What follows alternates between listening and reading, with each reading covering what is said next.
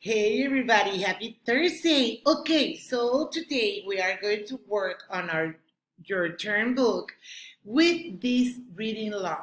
The name is We Like. Okay, very good. Let's go. Page number 1. Repeat after me. I like the square. Do you see the exclamation mark? I like the square. Very good. Let's go to page number 2.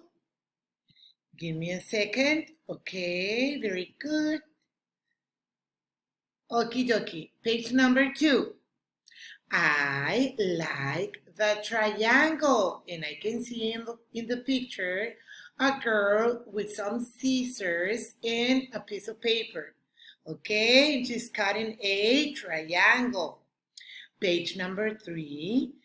I like the rectangle. Okay, and here is a boy with some scissors and cutting a rectangle. Very good.